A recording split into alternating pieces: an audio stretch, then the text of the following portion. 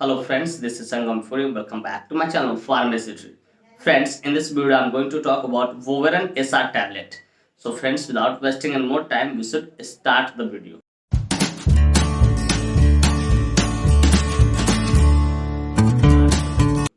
Friends, video को शुरू करने से पहले कुछ बातें मैं यहाँ पे शेयर करना चाहूंगा जो कि आपके लिए एक तरह से वार्निंग है। फ्रेंड्स, यह वीडियो सिर्फ जानकारी के उद्देश्य से बनाया है। इस वीडियो को देखने के बाद कोई भी मेडिसिन आप खुद से इस्तेमाल ना करें, कतई सेल्फ मेडिकेशन ना करें। Friends, actually I don't support self medication at all. So before taking or using any medicine you must consult your doctor. ये कोई भी दवा इस्तेमाल करने से पहले या लेने से पहले आप अपने डॉक्टर से जरूर कंसल्ट करें। तो फ्रेंड्स, चलिए वीडियो की शुरुआत करते हैं। फ्रेंड्स, आज का हमारा टॉपिक है Voveran SR tablet. Friends, Voveran SR tablet एक बहुत ही शानदार, बहुत ही प्रसिद्ध मेडिसिन है जिसका इस्तेमाल दर्द से छुटकारा पाने के लिए, राहत पाने के लिए किया जाता है। जैसे कि आपके बॉडी में कहीं पे भी दर्द हो रहा तो उससे राहत पाने के लिए, छुटकारा पाने के लिए इस मेडिसिन का इस्तेमाल किया जा सकता है। फ्रेंड्स, यह मेडिसिन एनसेड्स कैटेगरी से बिलोंग करता है। अब जाहिर सी बात, में इस टर्म का इस्तेमाल किया है तो मेरे व्यूअर्स पूछेंगे sir what is the exact meaning of NSAIDs category.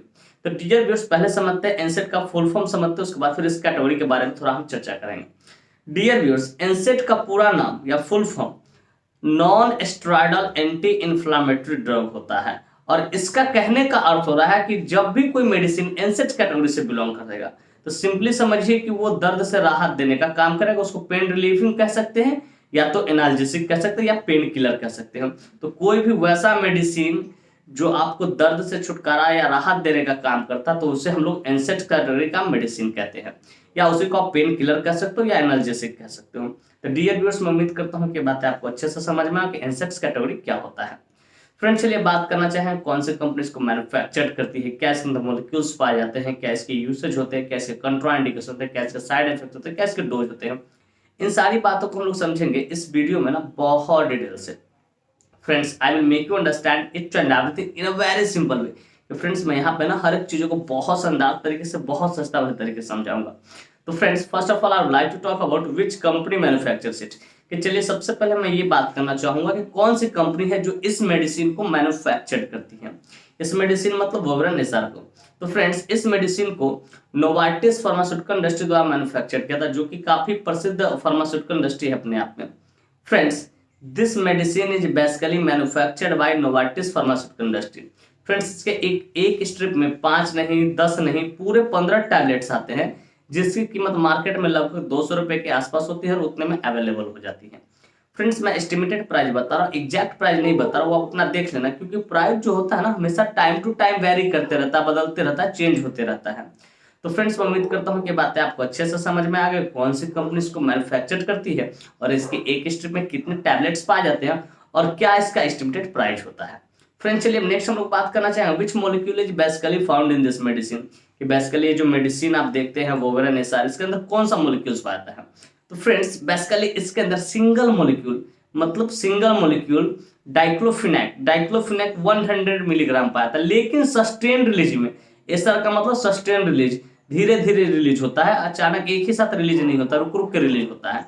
ये सिंगल मॉलिक्यूल, इसके अंदर सिंगल मॉलिक्यूल डाइक्लोफिनेक 100 मिलीग्राम पाया था, जो कि सस्टेन रिलीज फॉर्म में अवेलेबल होता है और इसका इस्तेमाल दर्द से राहत पाने के लिए किया जाता है, दर्द से छुटकारा पाने के लिए किया जाता है।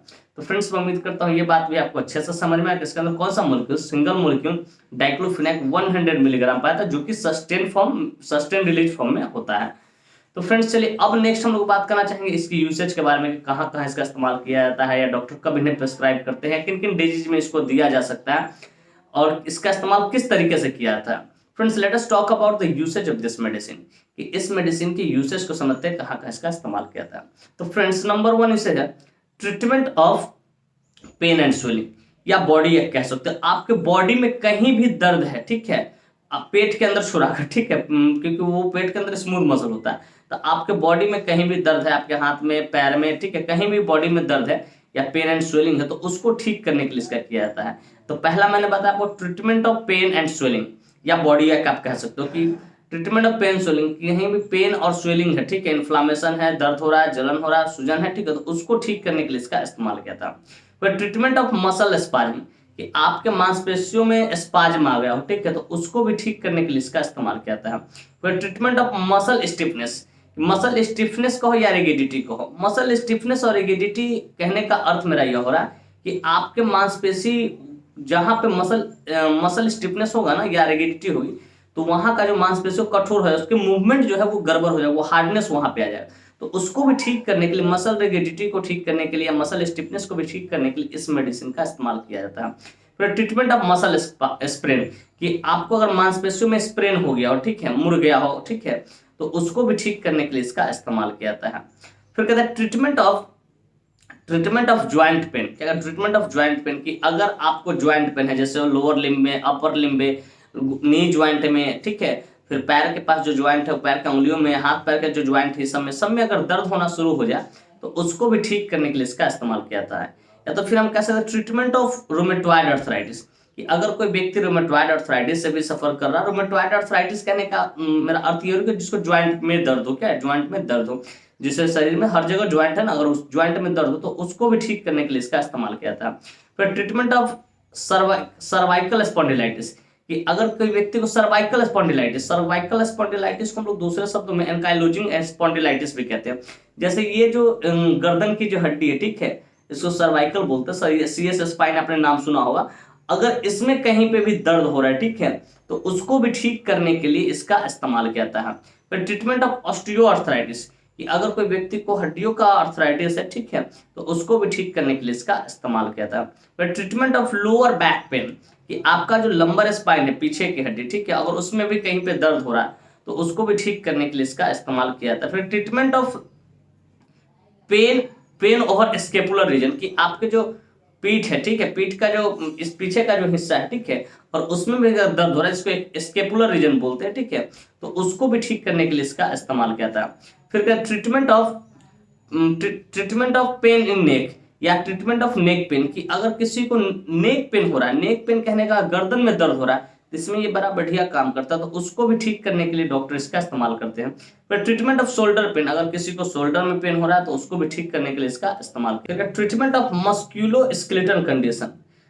फ्रेंड्स, मस्क्यूलोस्केलेटल कंडीशन एक डिजीज है जिसमें होता क्या है कि pain in bone, muscles, tendon and ligaments, क्योंकि ये 4 चीजों में दर्द है। मैंने कहा muscle, bone, ligament and tendon, इन 4 चीजों में दर्द है, तो उसको भी ठीक करने के लिए इसका इस्तेमाल किया था। और इसी 4 चीजों को एक साथ जोड़ के बोलते हैं मस्क्यूलोस्केलेटल कंडीशन, हम लोग बोल सकते हैं। तो फ्रेंड्स, मैं उम्मीद करता हूं कि बातें आपको अच्छे से समझ कहां इसका इस्तेमाल किया था। सिंपली समझिए कि इसका इस्तेमाल जो होता है ना, पेन रिलीफ के तौर पर होता है, दर्द से छुटकारा पाने के लिए इसका इस्तेमाल किया था। हालांकि मैंने इसकी यूसेज बता दिया आपको कि इसका इस्तेमाल कहाँ का है, पेन एंड स्वेलिंग, बॉडी एक, फिर मसल स्प्रैन, फिर मसल स्पाज्म, फिर treatment of joint pain, treatment rheumatoid arthritis, treatment osteoarthritis, फिर ट्रीटमेंट ऑफ सर्वाइकल स्पॉन्डिलाइटिस या ट्रीटमेंट ऑफ नेक पेन या ट्रीटमेंट ऑफ शोल्डर पेन। मतलब कहीं भी बॉडी में आपको पेन हो रहा है ना, पेट के अंदर के बात छोड़ा कर, ठीक है, कहीं भी बॉडी में अगर दर्द हो रहा है तो उसको ठीक करने के लिए इसका इस्तेमाल किया जाता है। तो फ्रेंड्स, मैं उम्मीद करता हूं कि बातें आपको अच्छे से समझ में कहाँ इसका इस्तेमाल किया जाता है। फ्रेंड्स, चलिए बात करना चाहेंगे इसका मोड ऑफ एक्शन का। फ्रेंड्स, इसका मोड ऑफ एक्शन बड़ा सिंपल होता है, जो कि इस तरीके से काम करता है।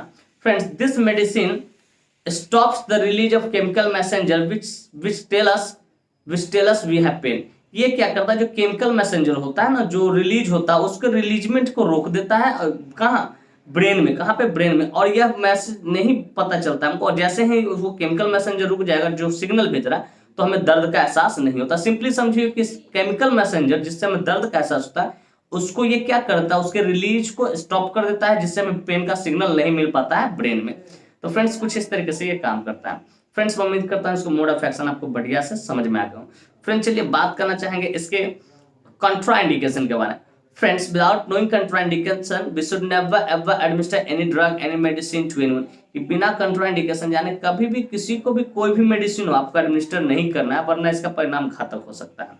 तो फ्रेंड्स, नंबर 1 कंट्राइंडिकेशन है अल्कोहल, कि अगर किसी व्यक्ति ने अल्कोहल ले रखा है या अल्कोहल कंज्यूम कर रखा है, या इसे लेने के बाद अल्कोहल कंज्यूम ना कर, इस बात का आपको बखूबी ख्याल रखना। फिर कहते हैं प्रेग्नेंट लेडी, की अगर कोई लेडी प्रेग्नेंट है, माँ बनने वाली, इन द फैमिली वे में है, उसे भी आपको नहीं देना है। फिर कहते हैं ब्रेस्ट फीडिंग मदर, की अगर कोई स्त्री अपने बच्चों को दूध पिलाती है, स्तनपान कराती है, तो उसको भी आपको नहीं देना है। फिर कहते हैं लिवर डिजीज और किडनी डिजीज, अगर कोई पेशेंट लिवर डिजीज और किडनी डिजीज से सफर कर रहा है तो उसको भी आपको नहीं देना है बिना डॉक्टर से कंसल्ट किए, क्योंकि डॉक्टर डिसाइड करेंगे कि सुटेबल डोज क्या होगा उस तरह के पेशेंट के लिए। तो फ्रेंड्स मैं उम्मीद करता हूँ कंट्राइंडिकेशन आपको बढ़िया से अच्छे से शानदार तरीके से समझ में आ गया। फ्रेंड्स चलिए बात करना चाहेंगे साइड इफेक्ट के बारे में। फ्रेंड्स इस मेडिसिन का कुछ ज्यादा है एक्सट्रीम लेवल पर साइड इफेक्ट देखने को मिला है और मिलते भी हैं। फ्रेंड्स जितने भी एलोपैथिक मेडिसिन होते हैं उसका कुछ ना कुछ साइड इफेक्ट तो होता ही है, ठीक उसी प्रकार इसका थोड़ा सा ज्यादा साइड इफेक्ट देखने को आपको मिलेगा। तो फ्रेंड्स नंबर 1 इसका साइड इफेक्ट है नोजिया, आपका जी मिचलाएगा। फिर कहते हैं वॉमिटिंग, हो सके आपको उल्टी हो जाएगा। फिर कहते हैं इनडाइजेशन, आपको खाना नहीं पचेगा, खाना नहीं पचेगा। फिर कहते हैं हेडेक, आपको थोड़ा बहुत सर भी चक्कर देगा। फिर कहते हैं एडिमा, हो सके आपके, एडिमा मतलब स्वेलिंग, बॉडी में स्वेलिंग आ सकता है। फिर कहते हैं डिजीनेस, हो सके आपको चक्कर भी आ सकता है। फिर कहते हैं कॉन्स्टिपेशन, हो सकता है आपको कॉन्स्टिपेशन भी हो सकता है।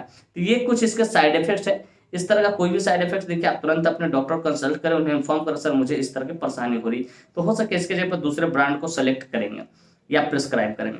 तो फ्रेंड्स मैं उम्मीद करता हूँ साइड इफेक्ट आपको बढ़िया से अच्छे से शानदार तरीके से समझ में आ गया। फ्रेंड्स चलिए बात करना चाहेंगे इसके डोज के बारे में। फ्रेंड्स मैंने हमेशा अपने हर वीडियो में बताया कि डोज जो हमेशा डिपेंड होता है एज पे, बॉडी वेट पे, सिविरिटी पे, जेंडर पे, इन सारी चीजों पे डिपेंड होता है। लेकिन यहाँ मैं डोज बता रहा हूँ एडल्ट के लिए। और एक और बात मैं बता दूं, अगर मैं इतना किलोग्राम, इतना बॉडी वेट के हिसाब से बताऊं तो आप कैलकुलेट नहीं कर पाओगे, इसलिए सिंपली मैं बता देता हूँ ताकि आपको देने में सहूलियत हो, सुविधा हो। तो फ्रेंड्स इसका डोज एडल्ट के लिए मैं बता रहा हूँ जिनकी उम्र 18+ है, ठीक है, 1 into BD, एक गोली सुबह शाम खाना खाने के बाद 3 दिन तक या 5 दिन तक आप कंटिन्यू ले, और उसके बाद दर्द होने पे ले, SOS के तौर पे कि दर्द हो तब लेना वरना नहीं ले। तो फ्रेंड्स मैं उम्मीद करता हूँ इसका डोज भी आपको बढ़िया से अच्छे से शानदार तरीके से समझ में आ गया। फ्रेंड्स मैं उम्मीद करता हूँ कि बातें आपको बिल्कुल अच्छे तरीके से समझ में आ गया हो कि वोवरा निसार टैबलेट क्या होता है, कौन सी कंपनी इसको मैन्युफैक्चर करती है, क्या इसके अंदर मॉलिक्यूल्स पाए जाते हैं, क्या इसके यूसेज होते हैं, क्या इसके कंट्राइंडिकेशन होते हैं, क्या इसके साइड इफेक्ट होते हैं, क्या इसके डोज होता है और क्या इसके मोड ऑफ एक्शन होते हैं। और साथ में मैं ये भी उम्मीद करता हूँ कि मेरी यह वीडियो काफी इन्फॉर्मेटिव, काफी इंटरेस्टिंग, काफी जबरदस्त लगी होगी आपको, और मेरे इस वीडियो से आपको कुछ ना कुछ सीखने को जरूर मिला होगा।